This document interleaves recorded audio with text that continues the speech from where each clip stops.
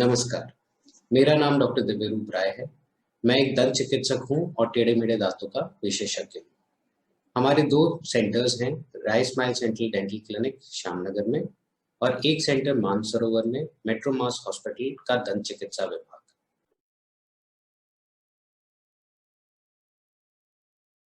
Mucormycosis एक fungal infection है, जो म्यूकोरमाइट नामक फंगस के संपर्क में आने से होता है, जो कॉमनली हमारे एनवायरनमेंट में पाई जाती है। अभी तक ये बीमारी इतनी ज़्यादा देखी नहीं जाती थी, पर कोविड के बाद ये बीमारी ज़्यादा देखी जा रही है क्योंकि इम्यूनिटी कॉम्प्रोमाइज़ हुई हुई है लोगों की, जो कि कोविड से संक्रमित होके ठीक होके आते हैं। म्यूकोरमाइकोसिस के 2 प्रकार सामान्यतः अभी पाए जा रहे हैं, वो है राइनो ऑर्बिटोसेरेब्रल म्यूकोरमाइकोसिस (ROCM) और पल्मोनरी म्यूकोरमाइकोसिस। इसके कुछ अर्ली साइन सिम्टम्स हैं जो हमें पता होने चाहिए। वो लक्षण हैं आँख और नाक के आसपास दर्द या लालिमा होना, सिर दर्द होना, खाँसी होना, सांस लेने में परेशानी होना, खून की उल्टी आना, मेंटल कंफ्यूजन होना और बुखार होना। जो आपको अभी मैंने सिम्टम्स बताए, इसके अलावा भी कुछ सिम्टम्स हैं जो आपके मुंह के अंदर पाए जाते हैं।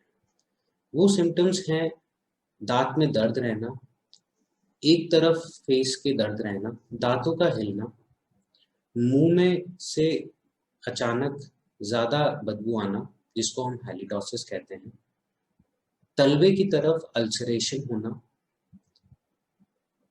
मुंह में से कई ऐसे पॉइंट्स बन जाए मवाद के, जहाँ से मवाद का डिस्चार्ज हो रहा हो, और नाक के आसपास दर्द होना। ये कुछ कॉमन सिम्टम्स हैं जो कि मुंह और उसके आसपास के एरिया में दिखते हैं पोस्ट कोविड होने के कुछ समय बाद। इनमें से कोई भी लक्षण दिखे तो अपने डॉक्टर से ज़रूर से संपर्क करें, जिससे कि इसका इलाज जल्द से जल्द शुरू किया जा सके। म्यूकोरमाइकोसिस होता क्यों है, ये जानते हैं। म्यूकोरमाइकोसिस एक फंगल इन्फेक्शन है। तो फंगल स्पोर्स के कांटेक्ट में आने से, उसको इनहेल करने से, जो कि अपने एनवायरनमेंट में पाया जाता है, अपने आसपास पाया जाता है। म्यूकोरमाइकोसिस यूजुअली पाया जाता है म्यूकोरमाइट मोल्ड्स के इनहेलेशन से, जो कि कंस्ट्रक्शन साइट्स पे, पत्तियों में, कंपोस्ट में, मिट्टी के अंदर, रॉटन वुड में, इसमें पाया जाता है। आपने देखा होगा जब हम ऑक्सीजन देते हैं तो ऑक्सीजन देने की जो प्रक्रिया है उसमें डिस्टिल वाटर डाला जाता है। वो इसलिए डाला जाता है क्योंकि ऑक्सीजन नाक को सुखा देता है, तो ह्यूमिडिटी क्रिएट करने के लिए कि नाक सूखे ना, उसकी वजह से हम पानी के थ्रू ऑक्सीजन को भेजते हैं। तो वो जो पानी डिस्टिल वाटर है, उसका आपको ध्यान रखना है। डिस्टिल वाटर का जो कैन है वो 30 दिन से ज़्यादा उसको नहीं रखना है, क्योंकि उसमें फंगस होने की चांसेस ज़्यादा होती है, क्योंकि डिस्टिल वाटर में प्रिजर्वेटिव्स नहीं होते। दूसरी बात, जो पानी आपने टम्बलर में भरा है ऑक्सीजन सिलेंडर के, वो रोज चेंज होना चाहिए। ऐसा नहीं होना चाहिए कि वो 3-4 दिन 5 दिन तक कंटिन्यूसली उसी वाटर को हम इस्तेमाल कर रहे हैं। तो हमें ये ज़रूर से बहुत ध्यान रखना है कि जो कोविड पेशेंट्स हैं या कोविड से जो उभर के आए हैं पेशेंट्स, ठीक होके आए हैं, उनको डैम्प जगह यानी सीलन वाली जगहों पे ना रखें। कूलर का इस्तेमाल कम से कम करें, क्योंकि कूलर की वजह से ह्यूमिडिटी बढ़ती है। बेसमेंट्स में या फिर जहाँ पे भी सीलन ज़्यादा हो वहाँ ना रहें, इसका ज़रूर से ख्याल रखें। हमारी डे टू डे लाइफ के अंदर बहुत सारी ऐसी जगह होती हैं जहाँ हमें फंगस दिखती है, जैसे कि पानी की बॉटल जो हम यूज़ करते हैं उसमें फंगस पाई जाती है, तो पानी की बॉटल आप रेगुलरली क्लीन करें। हम ब्रेड ज़्यादा दिन की रखी हुई हो उसमें फंगस पाई जा सकती है।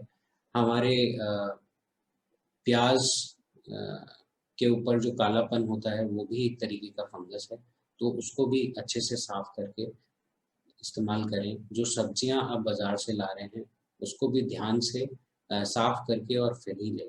तो ये सारी चीज़ों का ध्यान रखना बहुत ज़रूरी है, जो कि हमारी रोज़मर्रा ज़िंदगी में बहुत मायने रखता है। कुछ चीज़ों का आप ज़रूर से ध्यान रखें, धूल मिट्टी भरी कंस्ट्रक्शन साइट पर ना जाएं, और जाएं तो मास्क को ज़रूर पहनें, और ये ज़रूर ध्यान रखें कि मास्क नाक पे भी लगा हुआ होना चाहिए। नाक और मुंह दोनों को कवर करता हुआ होना चाहिए। सो कोविड-19 होने के बाद ये बीमारी क्यों हो रही है, इसके बारे में हम कुछ जानकारी लेते हैं। कोविड इन्फेक्शन अगर मॉडरेट और सीवियर कंडीशन में है, तो डॉक्टर्स इम्यूनोसप्रेसेंट्स या स्टेरॉइड्स का इस्तेमाल करना पड़ता है कोविड के इन्फेक्शन को कम करने के लिए, और ऑक्सीजन थेरेपी का भी इस्तेमाल करना पड़ता है। बहुत सारे कॉमन स्टेरॉइड्स इम्यूनोसप्रेसेंट्स यूज हो रहे हैं कोविड-19 के ट्रीटमेंट के लिए। स्टेरॉइड्स और इम्यूनोसप्रेसेंट्स की वजह से बॉडी की इम्यूनिटी नीचे चली जाती है, जिसकी वजह से फंगल इन्फेक्शन होने की संभावना बढ़ जाती है। ये किन लोगों को होने की संभावना ज़्यादा है? वो जिनके अनकंट्रोल डायबिटीज़ हो, डायबिटीज़ ज़्यादा बढ़ी हुई हो, स्टेरॉइड्स ले रहे हो, स्टेरॉइड्स लेने की वजह से भी डायबिटीज़ बढ़ जाती है और अनकंट्रोल हो जाती है, लंबे वक्त से आईसीयू में एडमिटेड हो, किसी तरह का ट्रांसप्लांट बॉडी में हुआ हो, या रेडिएशन थेरेपी चल रही हो कैंसर पेशेंट्स के लिए। उन लोगों में इम्यूनिटी कॉम्प्रोमाइज रहती है और उन लोगों में ये बीमारी होने की संभावना बहुत ज़्यादा है। और ज़्यादातर ये देखा गया है, लोग खुद ब खुद अपनी मेडिकेशन प्रिस्क्राइब करके खुद ही ले लेते हैं। वो चीज़ नहीं करनी है। अगर आपको स्टेरॉइड थेरेपी या इम्यूनोसप्रेसेंट्स डॉक्टर ने प्रिस्क्राइब करी है, तो वो आपकी बाकी प्रॉब्लम्स को ज़रूर ध्यान रखेगा। इसलिए खुद अपना इलाज करने की कोशिश ना करें। इम्यूनोसप्रेसेंट्स या स्टेरॉइड्स खुद ना लें। दूसरी बात, जो ये पुड़िया में दवाई दी जाती है, जिससे बाबा लोग भी ठीक कर देते हैं, वो भी एक तरीके का सस्ता स्टेरॉइड होता है, जिसको आप ना लें। उसकी वजह से भी अ, आपकी डायबिटीज़ अनकंट्रोल हो सकती है और इम्यूनिटी सप्रेस हो सकती है। सो कुछ बातों का ध्यान रखें कोविड इन्फेक्शन अगर आपको है तो। अगर आपको कोविड इन्फेक्शन है और आप आइसोलेटेड हैं और आपकी कोई भी थेरेपी चल रही हो, तो इन चीज़ों का आप ज़रूर ध्यान रखें कि आपका ब्लड शुगर लेवल मॉनिटरिंग बहुत ज़्यादा इम्पॉर्टेंट है। अगर आपका ब्लड शुगर 110 से 180 के बीच में रहता है, तो बिल्कुल ठीक है। अगर 200 के पार चला जाता है, तो आप डॉक्टर से ज़रूर संपर्क करें। अगर आप डायबिटिक हैं और आप स्टेरॉइड्स ले रहे हैं, तो स्टेरॉइड्स की वजह से भी ब्लड शुगर लेवल इंक्रीज़ होता है।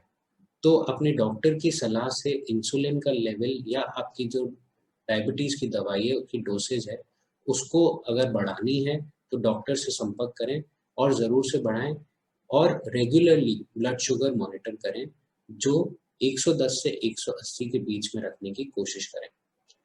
आइसोलेशन के दौरान भाप लेना एक कॉमन प्रक्रिया है जो हम सब करते हैं।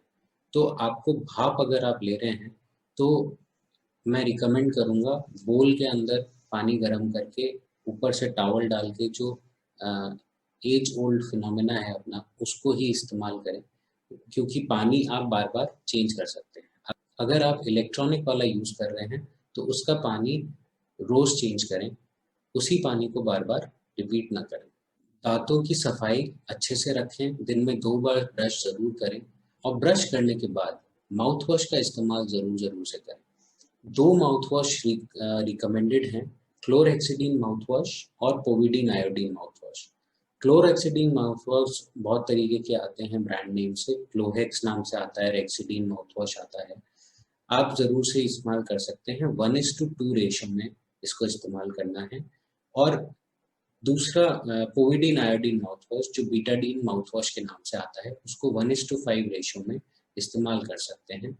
क्लोरहेक्सिडिन माउथवॉश और पोविडीन आयोडीन माउथवॉश, ये दोनों माउथवॉश बैक्टीरियल इन्फेक्शन और फंगल इन्फेक्शन रोकने में कारगर हैं, और आप इसको 2 बार दिन में इस्तेमाल करना है, सुबह ब्रश करने के बाद और शाम को ब्रश करने के बाद। इन दोनों को 10-10 मिनट के अंतराल से आप इस्तेमाल करें। सो कुछ फाइनल डूज एंड डोंट्स आप सबके लिए। अपना blood sugar level continuously monitor करें, स्पेशली जो डायबिटिक हैं, स्टेरॉइड का इस्तेमाल अपने आप ना करें। अगर आपको लगता है कि कोविड की बीमारी मॉडरेट लेवल पे है, तो डॉक्टर से संपर्क करें और फिर ही स्टेरॉइड्स या इम्यूनोसप्रेसेंट्स का इस्तेमाल करें। स्टेरॉइड वाटर ह्यूमिडिफायर के अंदर साफ करने के बाद ही डालें और हर दिन चेंज करें। एंटीबायोटिक्स और एंटीफंगल थेरेपी खुद न लें, डॉक्टर से संपर्क करके ही लें।